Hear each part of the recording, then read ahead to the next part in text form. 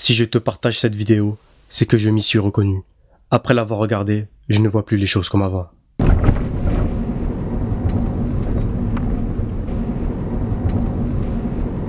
On est dans une situation critique, ya Ikhwan.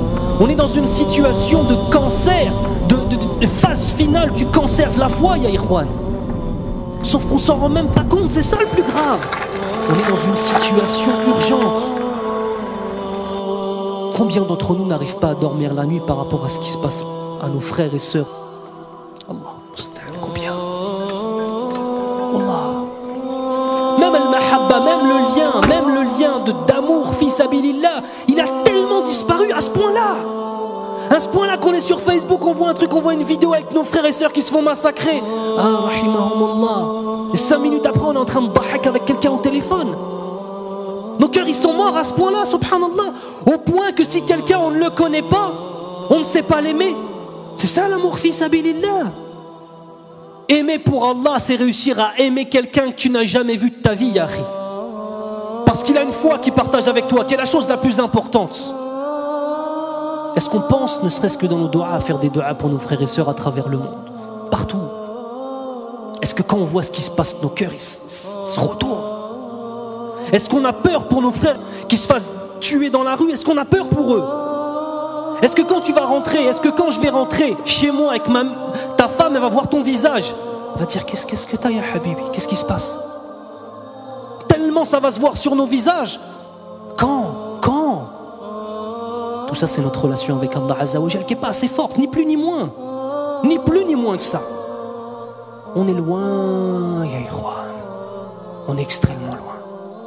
Extrêmement loin. C'est un musulman, même si un bébé, bon, j'ai le pouvoir de dire, ça m'énerve. Tu vas pas tuer le bébé quand même? Moi, je tue le bébé. Moi, je tue le bébé. Mais un bébé de 2 ans, par exemple. Moi, je le tue. Mais 1 an, même si avec les femmes avec des grossesses, moi, je le tue. Si le musulman ne parte pas dans les kilomètres 5, nous les Antilles, nous devons aller pour prendre tout le reste des musulmans là-bas pour manger. Parce que le musulman c'est bon pour manger. Parce qu'il avait beaucoup de têtes, donc il faut manger comme ça. Bon.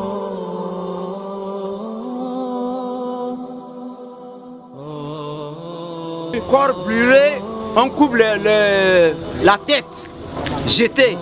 Et prenez la tête pour taper avec le ballon. Ce n'est pas ça. On coupe notre corps là pour manger. Est-ce que dans nos yeux, est-ce qu'on mange le corps des gens? On ne mange pas. Ce sont les chiens qui mangent n'importe quoi. Mais nous, les gens comme nous là, comme vous là, on ne peut pas manger notre chair. C'est grave pour nous. C'est comme ça. En tant que moi, là, j'ai tout subi. La guerre, là, on dirait que ça vient rien que sur moi. Ils ont tué ma mère et mon père. Il ne reste que moi. Je suis seul maintenant. Je ne sais pas là où j'allais. C'est pour cela que je suis resté ici, à la base des réfugiés. Et moi, j'ai parti à l'école. J'ai promené. À mon retour, les anti-Balaka sont attaqués. Et je suis précipité d'aller à la maison. Je n'y suis pas arrivé.